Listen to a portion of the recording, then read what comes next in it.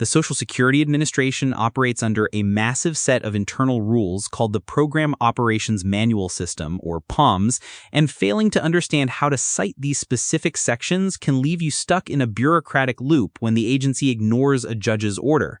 It is a common frustration where a claimant wins a favorable decision from an administrative law judge only to have the agency fail to effectuate or actually pay those benefits, sometimes claiming the application was withdrawn when it wasn't. Understanding the exact legal language found in POMS GN 03106.00 and the specific forms like the SSA 521 is the only way to force their hand and ensure the court's ruling is actually followed. It is such a high-stakes environment because for many people, these benefits aren't just extra income, they're a lifeline. When a judge issues a favorable decision, you expect the check to follow shortly. But the transition from a decision to effectuation, which is the SSA's term for actually triggering the payment, is where the wheels often fall off. If the SSA claims you withdrew your application, perhaps through a misunderstood phone call or a misprocessed Form SSA 521, you are essentially locked out of the system. The critical thing to realize is that a withdrawal is not just a pause. According to POMSGN 00206.001, an approved withdrawal nullifies the entire period of entitlement. It's as if you never applied. If that withdrawal was wrongful, meaning it was based on misinformation or a clerical error, you have to act fast because you generally only have 60 days from the notice of approval to cancel that withdrawal. 60 days is a blink of an eye when dealing with federal mail. What happens if you miss that window? Does the SSA just get to ignore a judge's order forever because of a paperwork error that supposedly happened before or during the appeal? That is exactly the tension. If the SSA believes an application was withdrawn, they often argue there is no active claim to pay out, even if a judge ruled in your favor later. To fight this, you have to use the SSA's own playbook. For a wrongful withdrawal, you need to file a formal request for cancellation of withdrawal in writing. You shouldn't just send a letter, you should reference POMSGN 00206.017. That section explicitly states that a cancellation request must be in writing, signed by the claimant, and, this is the key, state that the claimant wants a determination on their eligibility based on the originally filed application. If you don't use that specific phrasing, they might treat it as a new application, which resets your protective filing date and could cost you years of back pay. So the strategy isn't just about saying, "I didn't mean to withdraw." It is about asserting that the original application is still live and valid under their own internal regulations. But what about the other side of this, where the agency just sits on a judge's order? They acknowledge the win, but months go by and no money appears. Is there a way to force effectuation? There absolutely is. You have to look at POMSGN 03106.050. This section is essentially the enforcement manual for court orders. It dictates that once the Office of the General Counsel, or OGC, receives a court order, the effectuating component, usually a program service center, is responsible for ensuring payments are accurate and timely. If they aren't paying, you use the language of unreasonable implementation delay. POMS 03106.050C even says that if payment is delayed beyond 95 days from a final court order, the SSA must notify the claimant in writing about the delay. If they haven't sent you that notice and they haven't paid you, they are violating their own mandatory procedures. 95 days seems like a long time for someone who is already disabled and likely struggling. And we are talking about their internal rules, but they are still the ones judging if they followed them. At what point does this move from a polite request to a legal demand that actually has teeth? When the administrative route fails, you have to move into the realm of mandamus. A writ of mandamus is a high-level legal action under 28 U.S.C. Section 1361. It's essentially asking a federal court to order a government official to do their job. In the context of Social Security, as seen in cases like Buchanan v. Apfel, mandamus is appropriate when an official has a plain ministerial duty to act. Processing a judge's award isn't discretionary. They don't get to decide if they want to follow an ALJ's order. It is a ministerial duty. However, courts only grant mandamus if you've exhausted all other avenues. That's why documenting your POMS-based requests at the local office and the regional office is so vital. You are building the evidence that you tried everything else first. It sounds like you're creating a paper trail that proves the agency is acting arbitrarily and capriciously, which is that classic legal standard for government misconduct. But let's get granular.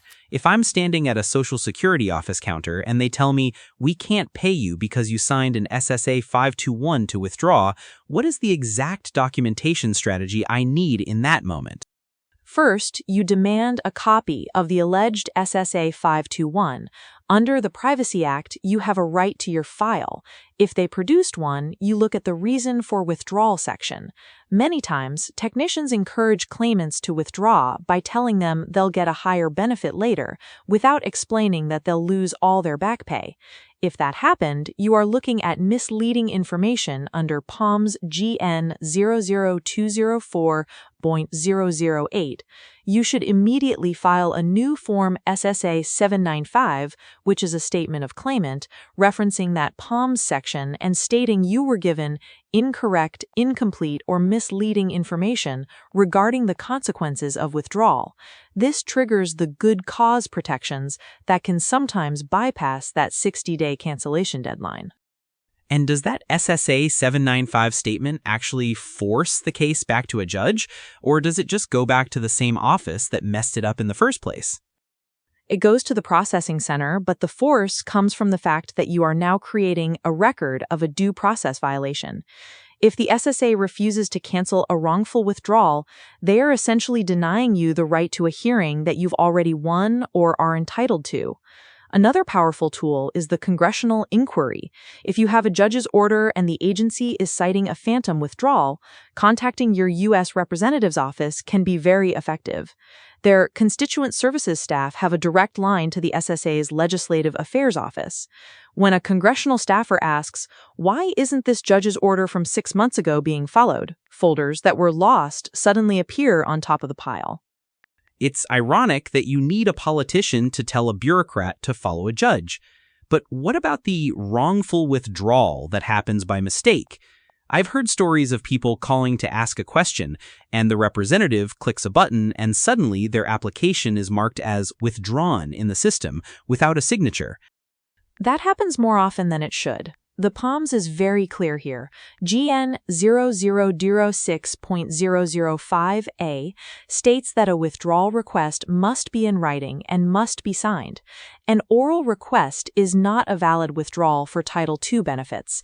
If they tell you that you withdrew over the phone, you point them to GN 006.005 and say, "I have not submitted a signed written request, therefore no valid withdrawal exists under agency policy."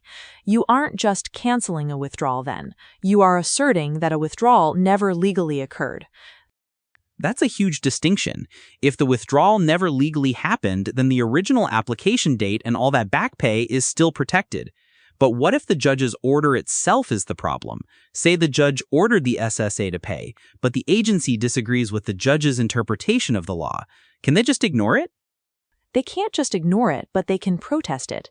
This is covered in POMS GN 03103.260. If the agency believes the ALJ's decision is legally deficient, they can refer it to the Appeals Council for own motion review. But here's the kicker. They usually have to do this within 60 days of the ALJ decision. If they miss that 60-day window, the ALJ decision becomes the final decision of the commissioner. Once it's final, they are legally bound. If they still don't pay, that's when you bring up POMS GN 03106.061, which deals with motions to show cause. This is where the court asks the SSA, "Why shouldn't we hold you in contempt for failing to follow our order?" Contempt of court sounds like the nuclear option. How often does it actually get to that point? Rarely, because the SSA's Office of the General Counsel knows they will lose. The threat of it is often enough. If you have an attorney, they should be filing a motion to enforce judgment in the federal district court. This motion doesn't just say, please pay. It cites the specific date of the judgment and the number of days the SSA has been in non-compliance. It forces the agency's lawyers to explain the delay to a judge. Usually, once that motion is filed, the effectuation happens within weeks because no government lawyer wants to stand in front of a federal judge and explain why they've ignored a clear order for 6 months. So if we're summarizing the documentation strategy for someone listening who is in this nightmare right now, it starts with the POMs. You cite GN 00206.07 to cancel a withdrawal, GN 00206.005 to challenge an unsigned oral withdrawal, and GN 03106.050 to demand timely payment of a court order. Exactly. And don't forget Form SSA 795. Use it to document every conversation, every piece of misinformation you were given, and every day that passes without payment. You are not just asking for your money, you are asserting your rights under the Social Security Act and the agency's own binding regulations. You have to be your own most aggressive advocate or hire someone who will be. The system is designed to be efficient for the agency, not necessarily for the claimant. Using their own rules against them is the only way to level the playing field. It's a battle of attrition, but one that can be won if you have the right citations in your pocket. It's not just about the law on the books, it's about the rules in the manual that the person on the other side of the desk has to follow. If you can point to the specific page that says, you must do this, you've already won half the battle. And remember, administrative finality works both ways. Just as the SSA uses it to close cases, you can use it to ensure that a favorable decision stays final. If you have that judge's order, it is a property right. The government cannot deprive you of that property without due process, and losing the folder or claiming a withdrawal without proof is a violation of that right. Stay persistent, keep every receipt, and never take "the system won't let us" as a final answer. Navigating the labyrinth of Social Security requires more than just patience. It requires a tactical understanding of the POMs and a willingness to escalate when the agency stalls.